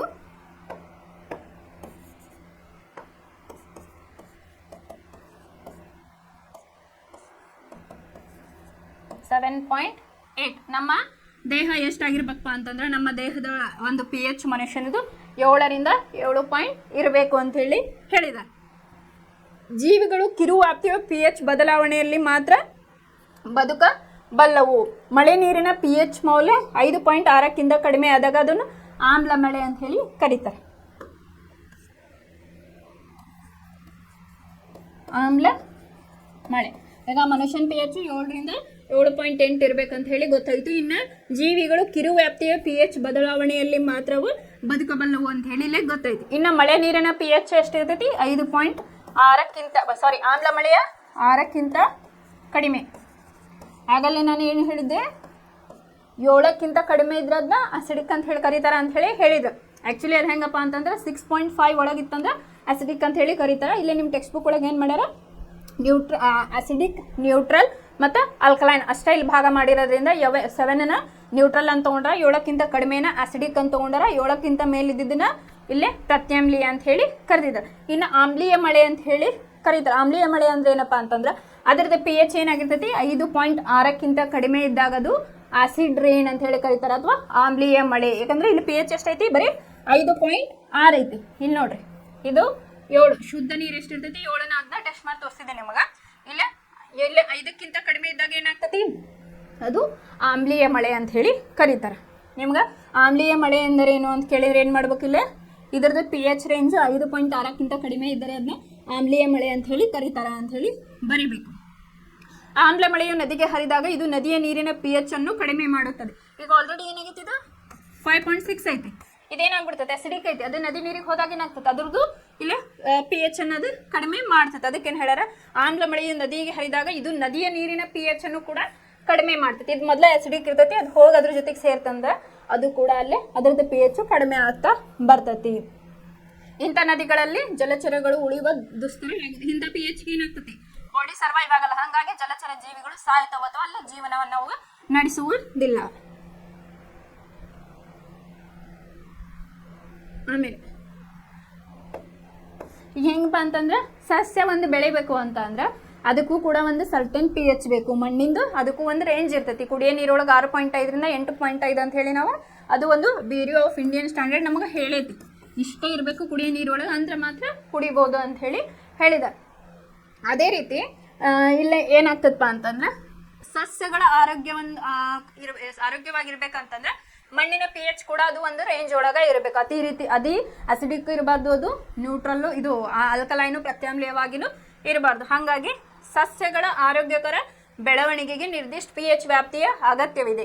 ಸಸ್ಯದ ಆರೋಗ್ಯಕರ ಬೆಳವಣಿಗೆಗೆ ಅಗತ್ಯವಾದ pH ಕಂಡುಹಿಡಿಯಲು ನೀವು ವಿವಿಧ ಸ್ಥಳಗಳಿಂದ ಮಣ್ಣನ್ನು ಸಂಗ್ರಹಿಸಿ ಮತ್ತು ಕೆಳಗೆ ಚಟುವಟಿಕೆ 2.12ರಲ್ಲಿ ವಿವರಿಸುವ ವಿಧಾನದಲ್ಲಿ pH ಅನ್ನು ಪರೀಕ್ಷಿಸಿ ಅಂತ ಹೇಳಿ ಹೇಳಿದ್ದಾರೆ. ಇದಕ್ಕಂತೇಳಿ ಒಂದು ಸಾಯಿಲ್ ಟೆಸ್ಟಿಂಗ್ ಲ್ಯಾಬ್ ಅಂತ ಹೇಳಿ ಇರ್ತಾವೆ. ಏನಿರ್ತಾವ, ಮಣ್ಣು ಪರೀಕ್ಷಾ ಕೇಂದ್ರಗಳು ಅಂತ ಹೇಳಿ ಡಿಸ್ಟಿಕ್ಕಿಗೆ ಒಂದು ಈ ಥರ ಇರ್ತಾವೆ. ಅಲ್ಲೇನು ಮಾಡ್ತಾರಪ್ಪ ಅಂತಂದ್ರೆ, ಈಗ ಹೊಲ ಇರ್ತಾವ ಅಂದ್ಕೊಳ್ರಿ, ಇಲ್ಲೇನು ಮಾಡ್ತಾರೆ ಅಂದ್ರೆ ಡಿಫ್ರೆಂಟ್, ಈಗ ಹೆಂಗೆ ಮಾಡ್ತಾರೆ ಅಂತಂದ್ರೆ ಇಲ್ಲೇ ಒಂದು 3 ಹೊಲ ಅದಾವ ಅನ್ಕೊಳ್ರಿ. ಇದು ರೆಡ್ ಸಾಯಿಲ್ ಅನ್ಕೊಳ್ರಿ, ರೆಡ್ ಸಾಯಿಲ್, ಇದು ಬ್ಲ್ಯಾಕ್ ಸಾಯಿಲ್ ಅಂತ ಅನ್ಕೊಳ್ರಿ. ಹೆಂಗಿರ್ತೈತಿ ಮಣ್ಣು ಒಂದೇ ಥರನಾಗಿರಲ್ಲ, ರೆಡ್ ಸಾಯಿಲ್ ಇರ್ತೈತಿ, ಬ್ಲ್ಯಾಕ್ ಸಾಯಿಲ್ ಇರ್ತೈತಿ, ಈ ಥರ ಇರ್ತೈತಲ್ಲ. ಅದಕ್ಕೆ ಏನು ಮಾಡ್ತಾರೆ ಅಂತಂದ್ರೆ ಡಿಫ್ರೆಂಟ್ ಕೈಂಡ್ ಆಫ್ ಸಾಯಿಲನ್ನು ತೊಗೋಬೇಕು. ತೊಗೊಂಡು ಏನು ಮಾಡ್ಬೇಕಂತಂದ್ರೆ ಈ pH ಪೇಪರ್ ತೋರಿಸಿದ್ದಲ್ಲ ಅದನ್ನ ಏನು ಮಾಡ್ಬೇಕಪ್ಪ ಅಂತಂದ್ರೆ ಆ ಮಣ್ಣನ್ನು ಏನು ಮಾಡ್ಬೇಕು, ಈಗ ಫಾರ್ ಎಕ್ಸಾಂಪಲ್ ಒಂದು 5 ಗ್ರಾಮ್ ಮಣ್ಣನ್ನು ತೊಗೊಂಡು ಅದಕ್ಕೆ 5 ml ವಾಟರ್ ಹಾಕ್ಬೇಕು. ಅದು ಡಿಸಾಲ್ವ್ ಆಯ್ತಂದ್ರೆ ಆ pH ಪೇಪರನ್ನು ಅದನ್ನು ಅದ್ದಿದಾಗ ಅದೇನಾಗ್ತದಪ್ಪ ಅಂತಂದ್ರೆ ಬಣ್ಣವನ್ನು ಬದಲಾಯಿಸ್ತೈತಿ. ಅವಾಗ ಆ ಮಣ್ಣಿನ pH ಎಷ್ಟೈತಿ ಅಂತ ಹೇಳಿ ಗೊತ್ತಾಗ್ತೈತಿ. ಈಗ ಕೆಲವೊಬ್ರು ಬೆಳೆ ಹಾನಿ ಆಗ್ತಿರ್ತೈತಿ, ಅದು ಸಾಯ್ದಿರ್ತಾವೆ, ಸರಿಯಾಗಿ ಅಲ್ಲೇ ಬೆಳೆ ಬರ್ತಿರಂಗಿಲ್ಲ. ಅದಕ್ಕೆ ಕಾರಣ ಇದು pH ಕೂಡ ಆಗಿರ್ಬೋದು. ಹಾಗಾಗಿ ಕಾಲಕ್ಕೆ ಏನು ಮಾಡ್ತಿರ್ತಾರಪ್ಪ ಅಂತಂದ್ರೆ ಮಣ್ಣು ಪರೀಕ್ಷೆಯನ್ನು ಕೂಡ ಇಲ್ಲೇ ಕೈಗೊಳ್ತಿರ್ತಾರೆ. ಇಲ್ಲೇ ಏನು ಹೇಳಿದಾರ, ಒಂದು ಪ್ರಮಾಣದಲ್ಲಿ 2 ಗ್ರಾಮ್ ಮಣ್ಣನ್ನು ಹಾಕಿ ಅದಕ್ಕೆ 5 ml ಅನ್ನ ನೀರು ಸೇರಿಸಿ ಅಂತ ಹೇಳಿ ಹೇಳಿದ್ದಾರೆ. ಇಲ್ಲೇನು ಮಾಡ್ಬೇಕಪ್ಪ ಅಂದ್ರೆ ಒಂದು ಬೀಕರನ್ನು ತಗೋಬೇಕು. ತಗೊಂಡು ಏನು ಮಾಡ್ಬೇಕಂದ್ರೆ 2 ಗ್ರಾಮ್ ಮಣ್ಣನ್ನು ಹಾಕಬೇಕು. ಇದೇನು 2 ಗ್ರಾಮ್ ಸಾಯಿಲ್ ಅಥವಾ ಮಣ್ಣು ಅಂತ ಹೇಳಿ. ಇದಕ್ಕೆ ಏನು ಮಾಡ್ಬೇಕಪ್ಪ ಅಂತಂದ್ರೆ ಇದಕ್ಕೆ ಒಂದು 5 ml ವಾಟರನ್ನು ಹಾಕಬೇಕು. ಅವಾಗ ಏನಾಗ್ತದೆ, ಪ್ರಣಾಳದ ಘಟಕಗಳನ್ನು ಚೆನ್ನಾಗಿ ಅಲ್ಲಾಡಿಸಿ ಅಂತ ಹೇಳಿ ಹೇಳಿದ್ರು. ಇದೇನ ಸಾಯಿಲ್ ಹಾಕಿರ್ತೀರಿ, ಇಲ್ಲೇನು ಮಾಡ್ತೀರಿ, ನೀರು ಹಾಕ್ತೀರಿ. ನೀರು ಹಾಕಿದಾಗ ಏನಾಗ್ತದೆ, ಆ ಸಾಯಿಲ್ ಪಾರ್ಟಿಕಲ್ಸ್ ಅದ್ರೊಳಗೆ ಕೂಡ್ಕೋಬೇಕಲ್ಲ, ಅದನ್ನ ಮಿಕ್ಸ್ ಮಾಡಬೇಕು. ಮಿಕ್ಸ್ ಮಾಡಿ ಪ್ರಣಾಳದಲ್ಲಿ ಘಟಕಗಳನ್ನು ಸೋಸಿ ಮತ್ತು ಶೋಧಿತ ದ್ರವವನ್ನು ಪ್ರಣಾಳದಲ್ಲಿ ಸಂಗ್ರಹಿಸಿ ಏನು ಮಾಡಬೇಕು, ಇದನ್ನ ಮಿಕ್ಸ್ ಮಾಡಬೇಕು. ಆಗ ಮಣ್ಣು ನೀರಲ್ಲಿ ಮಿಕ್ಸ್ ಆತಂದ್ರೆ ಏನು ಮಾಡ್ಬೇಕಪ್ಪ ಅಂತಂದ್ರೆ ಒಂದು ಇದಕ್ಕೇನಂತಾರೆ ಫನಲ್ ಅಂತ ಹೇಳಿ ಕರೀತಾರೆ.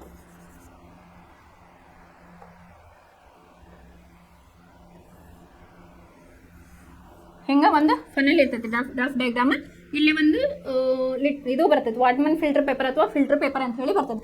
ಅದಕ್ಕೆ ಅದನ್ನು ಹಾಕ್ಬೇಕು. ಹಾಕಿದಾಗ ಏನಾಗ್ತೈತಿ ಅಂತಂದ್ರೆ ಅದು ಮಣ್ಣು ಹೆಚ್ಚಿಗೆ ಕರಗಿದ್ದು ಏನಾಗ್ತೈತಿ, ಇಲ್ಲಿ ಡ್ರಾಪ್ ರೂಪದಾಗ ಹೋಗಿ ಇಲ್ಲಿ ಶೇಖರಣೆ ಆಗ್ತೈತಿ. ಒಂದು ಬೀಕರ್ನಾಗ ಏನಾಗ್ತದಪ್ಪ ಅಂತಂದ್ರೆ ಸಾಯಿಲ್ ಇರೋದು ಮಣ್ಣು ಏನಾಗ್ತತಿ ಅಂತಂದ್ರೆ ಸಾಯಿಲ್ ಮಿಕ್ಸ್ ಆಗೋದು ಮಣ್ಣಿಲ್ಲೇ ಹೋಗಿಲ್ಲ ಶೇಖರಣೆ ಆಗ್ತತಿ. ಇದೇನು ಎಕ್ಸ್ಟ್ರಾ ರೆಸಿಡಿ ಇರ್ತೈತಲ್ಲ ಅದು ನಮಗೆ ನೆಸೆಸಿಟಿ ಇಲ್ಲ, ಅದೇನು ಮಾಡ್ತತಿ ಇಲ್ಲೇ ಉಳ್ಕೋತತಿ, ಫಿಲ್ಟರ್ ಆದಾಗ ಇಲ್ಲೇ ಉಳ್ಕೋತತಿ. ಅವಾಗ ಏನು ಮಾಡ್ಬೇಕಪ್ಪ, ಇದೇನು ಲಿಕ್ವಿಡ್ ಬಂದಿರ್ತೈತಲ್ಲ ಕೆಳಗಿದೆ ಅದಕ್ಕೆ ಏನು ಮಾಡಬೇಕು, ಪಿ ಎಚ್ ಪೇಪರನ್ನು ಅದ್ದಿ ನೋಡಿದಾಗ ಇದು ಮಣ್ಣೊಳಗೆ ಇಷ್ಟು ಪಿ ಎಚ್ ಐತೆ ಅಂತ ಹೇಳಿ ಗೊತ್ತಾಗ್ತತಿ. ಶೋಧಿತ ದ್ರಾವಣದ ಪಿ ಎಚ್ ಮೌಲ್ಯವನ್ನು ಸಾರ್ವತ್ರಿಕ ಸೂಚಕದ ಕಾಗದ ಬಳಸಿ ಇಲ್ಲಿ ಇದು ಮಾಡಿ, ಸಾರ್ವತ್ರಿಕ ಕಾಗದ ಅಂದ್ರೆ ಇದೆ ಲಿಟ್ಮಸ್ ಪೇಪರ್ ಅನ್ನೆಲ್ಲ, ಇದನ್ನ ಏನು ಮಾಡ್ಬೇಕು ಅದ್ರೊಳಗೆ ಅದ್ದಬೇಕು. ಅದ್ದಾಗ ಏನಾಗ್ತದಪ್ಪ ಅಂತಂದ್ರೆ ಮಣ್ಣಿಂದ ಪಿ ಎಚ್ ಎಷ್ಟೈತೆ ಅಂತ ಹೇಳಿ ನಮಗಿಲ್ಲಿ ಗೊತ್ತಾಗ್ತತಿ. ಆಮೇಲೆ ಈಗ ಏನಾಗೈತಿ ಅಪ್ಡೇಟ್ ವರ್ಷನ್ ಈ ಪಿ ಎಚ್ ಪೇಪರ್ನ ಎಲ್ಲದಕ್ಕೂ ಬಳಸ್ಕೊತ ಕೊಡಕ್ಕಾಗಲ್ಲ, ಅದಕ್ಕೆ ಏನು ಮಾಡ್ತಾರೆ ಪ್ರೋಬ್ ಅಂತ ಹೇಳಿ ಬರ್ತಾವೆ. ಪಿ ಎಚ್ ಮತ್ತು ಎಲೆಕ್ಟ್ರಿಕ್ ಕಂಡಕ್ಟಿವಿಟಿ, TDS ಈ ಥರ ಬರ್ತಾವೆ ಕೆಲವೊಂದಿಷ್ಟು ಪ್ಯಾರಾಮೀಟರ್ಸ್ನ. ಆ ಪಿ ಎಚ್ ಏನು ಮಾಡ್ತದಪ್ಪ ಅಂತಂದ್ರೆ ನೀವು ಜಸ್ಟ್ ಒಳಗೆ ನೀರಿಟ್ಟು ಅದಕ್ಕೊಂದು ಇನ್ಸ್ಟ್ರೂಮೆಂಟ್ ಕನೆಕ್ಟ್ ಮಾಡಿರ್ತಾರೆ. ಈ ಥರ ಹಿಂಗೆ ಇನ್ಸ್ಟ್ರೂಮೆಂಟ್ ಇರ್ತೈತಿ, ಇಲ್ಲ ಬೀಕರ್, ಇದಕ್ಕೊಂದು ಪ್ರೋಬ್ ಇರ್ತೈತಿ. ಇದ್ರೊಳಗೆ ನೀವು ಯಾವುದು ಟೆಸ್ಟ್ ಮಾಡಿರ್ತೀರಲ್ಲ ಅದನ್ನು ಇದಕ್ಕೆ ಹಾಕಿದ್ರೆ ಸಾಕು, ಇದೇನು ಮಾಡ್ತೈತಿ ಪ್ರೋಬ್ ಇರ್ತೈತಲ್ಲ ಅದು ಪಿ ಎಚ್ ಎಷ್ಟೈತಿ ಅಂತ ಹೇಳಿ ನಮ್ಗೆ ಇಮಿಡಿಯೇಟ್ ಗೊತ್ತಾಗ್ತತಿ. ಇನ್ನು ನಮ್ಮ ಜೀರ್ಣಾಂಗ ವ್ಯೂಹದಲ್ಲಿ ಪಿ ಎಚ್ ಯಾವ ರೀತಿಯಾಗಿ ಕೆಲಸ ಮಾಡ್ತತಿ ಅಂತ ಹೇಳಿ ನೋಡೋಣ.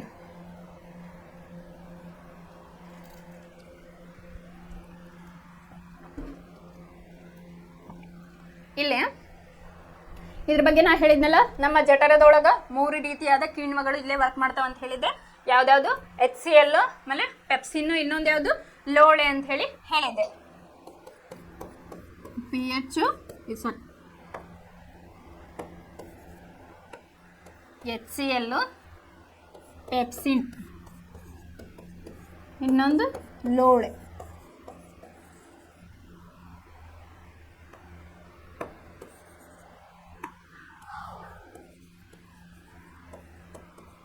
ಯಾವ್ಯಾವು 3 ಕಿಣ್ವಗಳು ಇಲ್ಲೇ ಕೆಲಸ ಮಾಡ್ತಾವೆ ನಮ್ಮ ಜಠರ ಒಳಗೆ ಅಂತ ನಾವು ಹೇಳಿದ್ವಿ. ಯಾವುದಾದ್ರು HCl, ಪೆಪ್ಸಿನ್ ಮತ್ತು ಲೋಳೆ. ಈಗ HCl ಏನು ಮಾಡ್ತೈತಿ, ನಮ್ದು ಫುಡ್ ಡೈಜೆಸ್ಟ್ ಆಗ್ಬೇಕಪ್ಪ ಅಂತಂದ್ರೆ ಏನಾಗ್ತೈತಿ ಅಂತಂದ್ರೆ ಅದು ಆಮ್ಲೀಯವಾಗಿರಬೇಕು ಮತ್ತು ಫುಡ್ಡನ್ನು ವಿಭಜನೆಯನ್ನಾಗಿ ಮಾಡೋಕೆ ಇದು ಹೆಲ್ಪ್ ಮಾಡ್ತೈತಿ ಅಂತ ಹೇಳಿ ನಾನು ಹೇಳಿದ್ದೆ.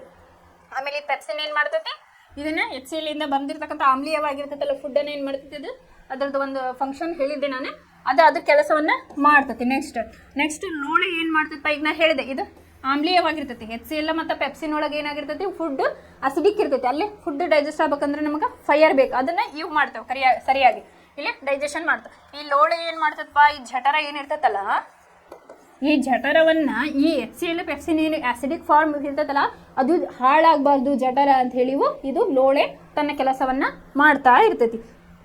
ಇಲ್ಲೇ ನೋಡ್ರಿ, ನಮ್ಮ ಜಠರವು ಹೈಡ್ರೋಕ್ಲೋರಿಕ್ ಆಮ್ಲ ಉತ್ಪಾದಿಸುತ್ತದೆ ಎನ್ನುವುದು ಆಸಕ್ತಿಯ ವಿಷಯ. ಅಂತಂದ್ರೆ ಆಸಿಡ್ ಕೂಡ ನಮ್ಮ ಸ್ಟಮಕಲ್ಲಿ ಐತಿ ಅಂತ ಹೇಳಿ ಗೊತ್ತಾಯ್ತು. ಇದು ಜಠರಕ್ಕೆ ಹಾನಿ ಮಾಡದೆ ಆಹಾರ ಜೀರ್ಣಿಸಲು ಸಹಾಯ ಮಾಡುತ್ತದೆ. ಹೆಂಗೆ ಮಾಡ್ತೈತಿ, ಇಲ್ಲೇ ಲೋಳೆ ಇರ್ತೈತಿ, ಅದು ಏನು ಮಾಡ್ತೈತಿ ಆಹಾರವನ್ನ ಜಠರಕ್ಕೆ ಆಸಿಡ್ ಆಗಿದ್ದು ಗೊತ್ತಾಗಬಾರ್ದು ಅಂತ ಹೇಳೋದು ತನ್ನ ಕೆಲಸವನ್ನ ಮಾಡ್ತಾ ಇರ್ತೈತಿ. ಒಂದು ಲೇಯರನ್ನು ಅಲ್ಲಿ ಫಾರ್ಮ್ ಮಾಡಿರ್ತೈತಿ ಅಂತಲೂ ಹೇಳ್ಬೋದು ನಾವು. ಅಜೀರ್ಣತೆಯ ಸಂದರ್ಭದಲ್ಲಿ ಜಠರ ಅಗತ್ಯಕ್ಕಿಂತ ಅಧಿಕ ಆಮ್ಲ ಉತ್ಪಾದಿಸುತ್ತದೆ ಮತ್ತು ಇದು ನೋವು ಮತ್ತು ಉರಿಗೆ ಕಾರಣವಾಗುತ್ತದೆ. ಇದ್ರ ಬಗ್ಗೆ ಹೇಳಿದ್ದಲ್ಲ ನಾನು, ಆಸಿಡಿಟಿ ಮತ್ತು ಗ್ಯಾಸ್ಟ್ರಿಕ್ ಬಗ್ಗೆ. ಏನಾಗ್ತದಪ್ಪ ಅಂತಂದ್ರೆ ಇನ್ನೊಮ್ಮೆ ಹೇಳಿ, ಈಗ ಏನಾಗ್ತದೆ, ನಾವು ಒಂದು ನಮ್ಮ ಮನೆಯೊಳಗೆ ಹೆಂಗೆ ಮಾಡಿರ್ತಾರೆ, ನಾವು ಸಣ್ಣದಿರ್ತಾವೆ ಒಂದು ಟೈಮ್ ಸೆಟ್ ಮಾಡಿರ್ತಾರೆ. 9 ಗಂಟೆಗೆ ಟಿಫನ್, 2 ಗಂಟೆಗೆ ಊಟ, ಆಮೇಲೆ ರಾತ್ರಿ 8 ಗಂಟೆಗೆ ಊಟ, ಈ ಥರ ಮಾಡಿರ್ತಾರೆ. ನಾವೇನು ಮಾಡ್ತೀವಪ್ಪ ಈಗ ಅಂತಂದ್ರೆ ನಮ್ಮ ಕೆಲಸದ ಒತ್ತಡ ಒಳಗೆ ಆ ಟೈಮಿಂಗಿಗೆ ನಾವು ಊಟವನ್ನು ಮಾಡಲ್ಲ. ಈಗ ಅದು ಬಾಡಿ ನಮ್ದು ಹೆಂಗಾಗಿರ್ತೈತಿ ಅಂದ್ರೆ 9 ಗಂಟೆಗೆ ಅಂತಂದ್ರೆ 9 ಗಂಟೆಗೆ ನಾವು ಅದು ಟಿಫನ್ ಮಾಡಬೇಕು. ಇಲ್ಲ ಅಂತಂದ್ರೆ ಏನಾಗ್ತೈತಿ, ಅದ್ರ ಕೆಲಸ ಅದು ಮಾಡೋಕೆ ಸ್ಟಾರ್ಟ್ ಮಾಡಿಬಿಟ್ಟಿರ್ತೈತಿ. ಅದು ಹೆಂಗೆ ತನ್ನ ಕೆಲಸವನ್ನು ತಾನು ರೆಗ್ಯುಲರ್ ಹೆಂಗೆ ಮಾಡಿರ್ತೈತಲ್ಲ ಹಂಗೆ ಮಾಡ್ತೀವಿ. ಬಟ್ ನಾವೇನು ಮಾಡ್ತೀವಿ, ಹಂಗೆ ಹಸಿವಾದಾಗ ಏನು ಮಾಡ್ಬಿಡ್ತೇವೆ, ನೀರನ್ನು ಕುಡಿತೇವೆ. ಅವಾಗ ಏನಾಗ್ತೈತಿ, ಆಸಿಡಿಗೆ ನೀರನ್ನು ಹಾಕಿದ್ವಿ, ಅದಾಗ ಏನಾಯ್ತು ಪ್ರತ್ಯಾಮ್ಲೀಯ ಆಯಿತು. ಅದೇ ರೀತಿ ಏನು ಮಾಡ್ತೇವೆ, ಇನ್ನೊಂದ್ಸಲ ನಾವು ಆ ಫುಡ್ಡನ್ನು ಸರಿಯಾಗಿ ತಿನ್ನೋದಿಲ್ಲ, ಅವಸರಲ್ಲೇ ತಿಂತೇವೆ, ಅದು ಸರಿಯಾಗಿ ಡೈಜೆಷನ್ ಆಗೋದಿಲ್ಲ. ಆಮೇಲೆ ಏನಾಗ್ತೈತಿ ಅಂತಂದ್ರೆ ಹೆವಿ ಫುಡ್ಡನ್ನು ತಿಂತೇವೆ. ಈಗ ಫಾರ್ ಎಕ್ಸಾಂಪಲ್ ನಮ್ದು ಹೊಟ್ಟೆ ಹೆಂಗಿರಬೇಕು ಅಂತಂದ್ರೆ 65% ಫುಡ್ ಇತ್ತಂತಂದ್ರೆ 65% ಫುಡ್ ಇರಬೇಕು, ಇನ್ನು 35% ನೀರು ಇರಬೇಕು.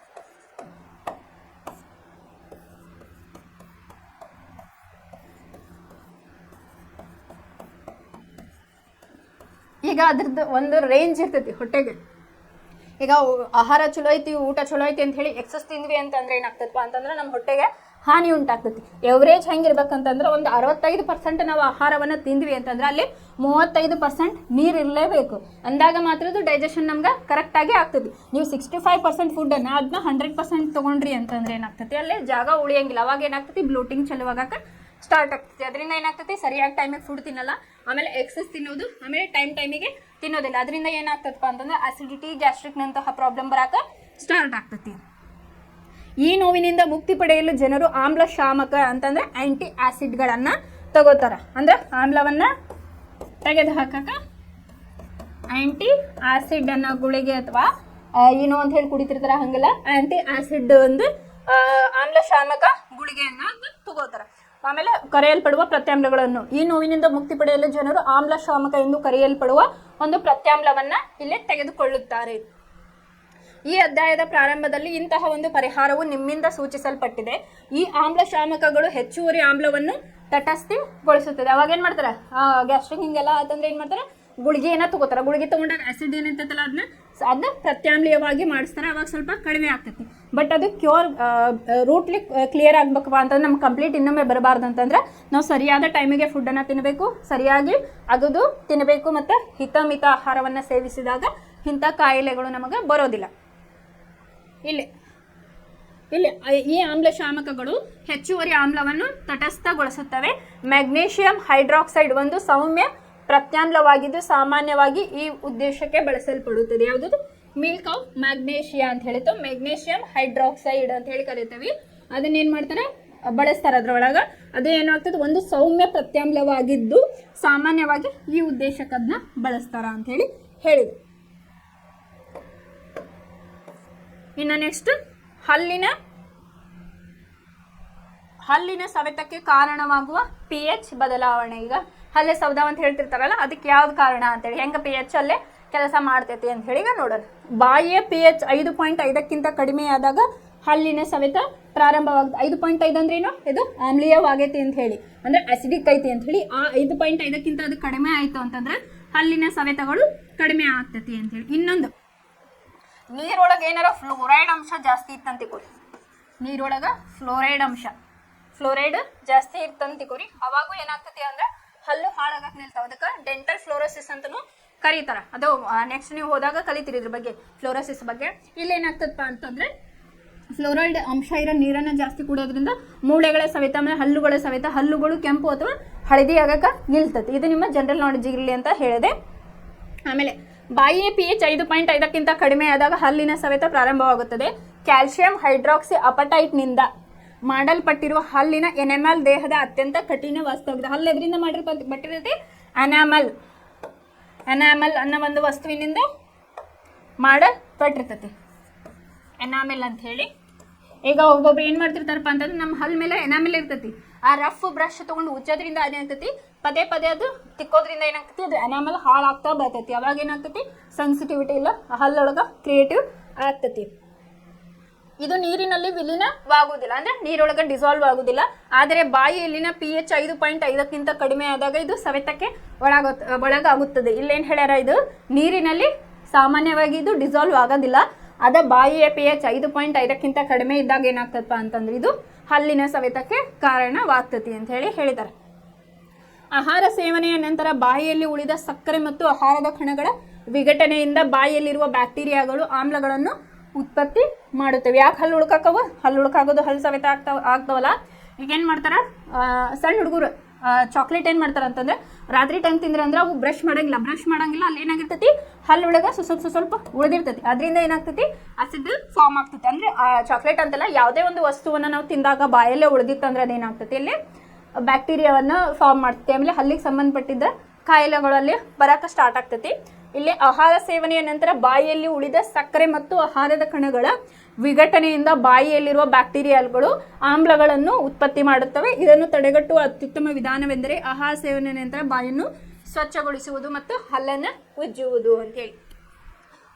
ಇನ್ನೊಂದೇನಂತಂದ್ರೆ ಊಟ ಮಾಡಿದ ತಕ್ಷಣ ನೀರನ್ನು ಕುಡಿಬಾರ್ದು. ಯಾಕೆ ಗೊತ್ತಾ, ಇಲ್ಲೇನಾಗ್ತತಿ, ನಾನು ಹೇಳಿದೆ ಜಠರದೊಳಗೆ ಏನಾಗಿರ್ತೈತಪ್ಪ, HCl ಇರ್ತೈತಿ. ಅಂದ್ರೆ ನಮ್ಗೆ ಡೈಜೆಷನ್ ಆಗ ಫೈರ್ ಬೇಕಂತ ಹೇಳಿದ್ರು, ಅದು ಮಾಡ್ತಿರ್ತೈತಿ ತನ್ನ ಕೆಲಸ. ನೀವೇನು ಮಾಡ್ತೀರಿ, ಅದು ಡೈಜೆಷನ್ ಆಗ್ಬೇಕಂದ್ರೆ ಅದಕ್ಕೆ ಆಸಿಡ್ ಬೇಕು, ಅದ್ರ ಕೆಲಸ ಮಾಡುವಾಗ ನೀವೇನು ಮಾಡ್ತೀರಿ, ಊಟ ಮಾಡಿದ ತಕ್ಷಣ ನೀರನ್ನು ಕುಡಿತೀರಿ. ಅದಕ್ಕೆ ಅವಾಗ ಅದು ಸ್ಲೋ ಆಗ್ತೈತೆ, ಅವಾಗ ಹೊಟ್ಟೆ ಉಬ್ಬರ ಆಗೋದು, ಹೊಟ್ಟೆ ಬರಾಕ ಸ್ಟಾರ್ಟ್ ಆಗ್ತೈತಿ.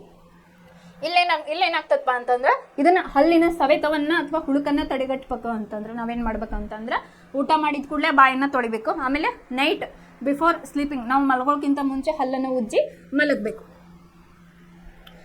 ಹಲ್ಲುಗಳನ್ನು ಸ್ವಚ್ಛಗೊಳಿಸಲು ಸಾಮಾನ್ಯವಾಗಿ ಪ್ರತ್ಯಾಮ್ಲೀಯವಾಗಿರುವ ಟೂತ್ಪೇಸ್ಟ್ಗಳನ್ನು ಬಳಸುವುದರಿಂದ ಹೆಚ್ಚುವರಿ ಆಮ್ಲವನ್ನು ತಟಸ್ಥಗೊಳಿಸುವುದು ಮತ್ತು ಹಲ್ಲಿನ ಸವೆತ ತಡೆಗಟ್ಟಬಹುದು ಅಂತ ಹೇಳಿ ನಿನ್ನೆ ಹೇಳಿದ್ನಲ್ಲ ನಾನು. ಇದನ್ನ ಪ್ರತ್ಯಾಮ್ಲಕ್ಕೆ ಎಕ್ಸಾಂಪಲ್ ಏನ್ ಹೇಳಿದ್ದೆ, ಟೂತ್ ಪೇಸ್ಟ್ ಅಂತ ಹೇಳಿದ್ದೆ. ಈಗ ತಿಂದಿದ್ದ ಆಹಾರದೊಳಗೆ ಆಸಿಡ್ ಇರ್ತೈತಿ ಅಂತ ಹೇಳಿ ಇಲ್ಲೇ ಗೊತ್ತಾಯ್ತು. ಅದನ್ನ ಏನ್ ಮಾಡ್ಬೇಕು, ಈಗ ಪ್ರತ್ಯಾಮ್ಲೀಯವಾಗಿ ನಾವು ಮಾಡ್ಬೇಕಂತಂದ್ರೆ ಟೂತ್ ಪೇಸ್ಟ್, ಈಗ ಬಾಯೊಳಗೆ ಆಸಿಡ್ ಐತೆ ಅಂದ್ರೆ ಅದನ್ನ ಪ್ರತ್ಯಾಮ್ಲೀಯ ಮಾಡ್ಬೇಕಂತಂದ್ರೆ ನಾವು ಟೂತ್ ಪೇಸ್ಟ್ ಅನ್ನ ಯೂಸ್ ಮಾಡಬೇಕು.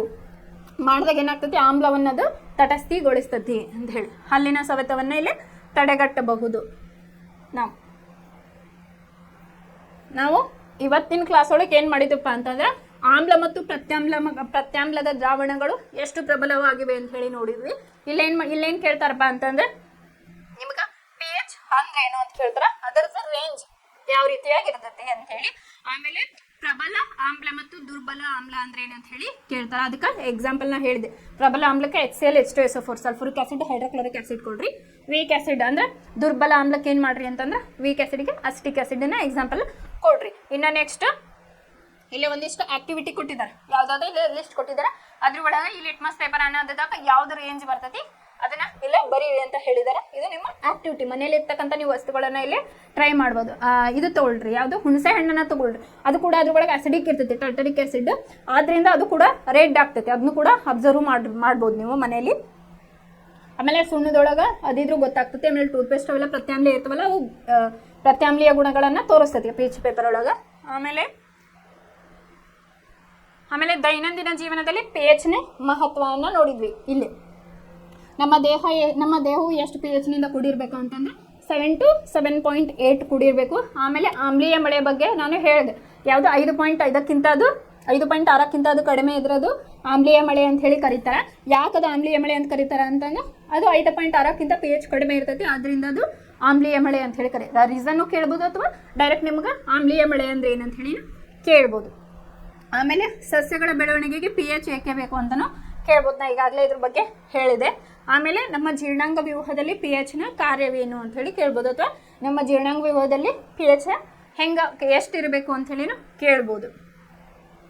ಆಮೇಲೆ ಹಲ್ಲಿನ ಸವೆತಕ್ಕೆ ಕಾರಣವಾಗುವ pH ಬದಲಾವಣೆಯ ಬಗ್ಗೆ ವಿವರಿಸಿ ಅಂತಲೂ ಕೇಳ್ಬೋದು. ಇದಿಷ್ಟು ಇವತ್ತಿನ ಕ್ಲಾಸ್ ಏನು ನೋಡಿದ್ವಿ, ನಾವು pH ಬಗ್ಗೆ ನಾವು ನೋಡಿದ್ವಿ. ಇನ್ನು ನೆಕ್ಸ್ಟ್ ಕ್ಲಾಸ್ ಒಳಗೆ ಏನು ಮಾಡೋಣ, ರಾಸಾಯನಿಕ ಯುದ್ಧ ತಂತ್ರದ ಮೂಲಕ ಸಸ್ಯ ಮತ್ತು ಪ್ರಾಣಿಗಳಲ್ಲಿ ಸಂರಕ್ಷಣೆ ಬಗ್ಗೆ ನಾವು ನಾಳೆ ಕ್ಲಾಸ್ ಒಳಗೆ ನೋಡೋಣ. ಧನ್ಯವಾದಗಳು.